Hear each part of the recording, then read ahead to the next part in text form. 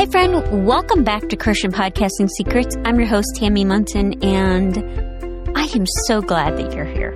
I hope that you had a wonderful Easter and enjoyed our bonus episode with my friend, Michelle Faring. If you haven't listened to that episode yet, be sure to go back and listen to it. It was really, really good. We talked about The Chosen, of course, right? And all other types of things about Easter. Just a really great episode. But today's episode, let's talk about that a little bit. It's a fun one. And honestly, it was completely sparked by a question that a client had during one of our monthly strategy calls. And she said, hey, I'm thinking about creating a podcast for kids. How do I do that? How do I make it engaging and keeps their attention? And I thought this was such a good question. And well, why not break it down here as well? So that's what we're going to do today.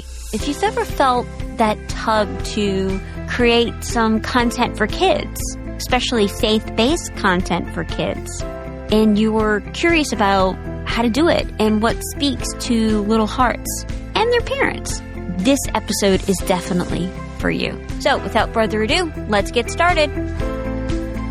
Okay, before we dive in, I wanted to mention our 52 tips email series that we have going on. Now, if you're not sure what that is, it's a completely free resource that I created just for you. So every Tuesday morning, you are going to get a super short, practical tip delivered straight to your inbox. It's like a 2-minute read, which is going to help you grow your show without burnout. It's super simple, it's bite-sized, and it's just a weekly encouragement that hopefully makes a big difference for you. So I'm going to drop that link in the show notes. Okay, let's talk about podcasting and kids content, because creating content for kids is a totally different ballgame than for podcasts or content that is created for adults. And I think, honestly, that's what makes it the most fun, because kids have incredible imaginations, but they have shorter attention spans and way less tolerance for all the fluff. They want to be drawn in, feel seen, and be entertained, even if they don't necessarily know that or even say it that way. The joy of creating content for kids is that you get to invite them into a story. You get to plant seeds of faith, trust, and curiosity in their hearts while they're still so open and impressionable. But the challenge with that is that you have to work hard to keep them with you. So if your episodes are too slow, too long, or even sound too grown up, you're going to lose them fast. So you have to work at it. You have to think like a kid, but also speak in a way that their parents are going to trust you. And that's the sweet spot. And when you find it, y'all, it's powerful. So let's talk about how to do this well. Because like I said, creating episodes for kids takes intention, it takes creativity, and a whole lot of heart. Now, for those of you out there that have kids, are around kids, maybe it's your nieces or nephews or grandchildren, we all know that kids are some of the most honest people on the planet. There have been things that my daughters have said to me that I don't think any other person would ever dare say, but they're honest. And they're also reactive listeners, and probably the most reactive listeners you'll ever have. Because if something doesn't land with them, y'all, they're gone in like 30 seconds. But when it does connect, you know you've got them. So here's a couple of things that I wanted to run through for you to remember if you're going to create content, create a podcast just for kids. Number one, you need to keep it short and punchy. So for those of us with kids, we know this fact already. They don't want a long sermon or something that's going to drag on and on and on. They're going to tune out. So if you're creating content and it's not engaging, they're done. So we want to aim for somewhere between 7 to 15 minutes. And the shorter is always better. That's why most television shows that cater to kids may have 15-minute episodes, especially for younger kids. But you want to make sure that it's enough time to introduce the big idea or the topic, unpack it in a way that they're going to be able to understand, and then wrap it all up before their mind starts to wonder about snacks or toys or playing outside. And you want to make sure that you keep your content focused and fast moving. Now, if you're going for an older demographic of children, then you might need to change this up just a bit. Tip number 2, as with all podcasts, we need to use storytelling because storytelling is your superpower. So whether it's retelling a Bible story or maybe sharing a fun fictional tale with a spiritual twist, or even walking them through a scenario from their world. Storytelling is what captures their imaginations. So you want to make sure that you're using strong characters, clear settings, and a sense of adventure. And don't forget the message. Every story should tie back to something that's true about God, His love, or how we live out our faith. So tip number 3, use sound effects and music. So let's take a look at that. The thing about sound effects and music is that it can add another layer to your story. For many kids, it helps them set the scenes in their mind, like a lion's roar if you're talking about Daniel in the lion's den, or maybe if you're talking about springtime, there's birds chirping. But whatever the sound effects that you're using, you want to make sure that it draws kids in and helps them visualize what's really going on. Now, for music, you want to keep it light, upbeat, happy, and purposeful. One of the ways that we can use music, no matter whether it's kids or adults, is we can use it to build excitement or to signal transitions. So, or maybe a short, fun little jingle or theme song can help kids identify, hey, that's my favorite show. For example, SpongeBob SquarePants is, whether you watch that show or not, or your kids did, is classic. As soon as we hear it, we know it. As soon as kids hear it, they know it. And they absolutely love that. Tip number 4 is speak with energy, but don't be fake. Don't give them the fake hype, because there's a difference between being energetic and being over the top. And kids know it. Like I said, kids are brutally honest. You want to sound friendly and excited to be there with them.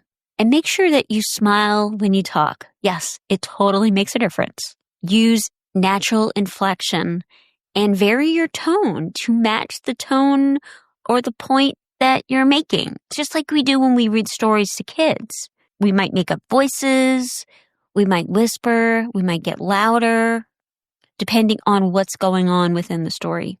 Now, when it comes to all of this, this is not a fake it till you make it kind of scenario. Yes, there are times where we have to summon up that courage in order to do that thing, but when it's creating kids' content, you got to give it to them straight right from the very beginning. Because if they can tell that it's being fake or that you're fake, they're going to tune that out. I guarantee it. And tip number 5 is include moments to pause or respond and to be interactive. If you look at any kids show, especially for the younger kids, 3, 4, 5, 6 years of age, the characters on the show are talking to the kids. And so you could ask the kids to think about something, maybe imagine a scene or answer a question out loud. A prime example of this that I remember when my kids were younger was Blue's Clues. That was one of their favorite shows. Also Bear in the Big Blue House. They asked, do you see the clue?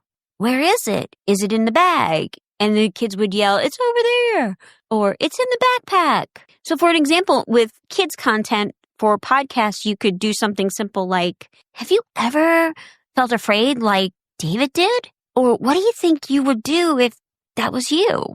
Something along those lines, because these prompts help keep them connected and create natural moments for their parents to jump in and help them, and maybe even to continue the conversation later. All these tips are really just a way to keep them coming back for more. because it's not about being flashy. It's about intentionality, thoughtfulness, and of course, fun. Because the reality is kids' content is everywhere. So how do you set your show apart from all the things else that are out there? Faith, right? Don't really see a lot of faith content for kids. Angel Studios and the production company with Dallas Jenkins is also starting to get involved in that. You're starting to see a lot more animated shows for kids, but most of it's not. Most of it is stuff that we really don't want our kids to hear. Or we don't agree with the values of the content for those particular shows. Well, so why not add kids content that teaches them about God, who He is, in a way that they can easily understand? It's rare, my friend.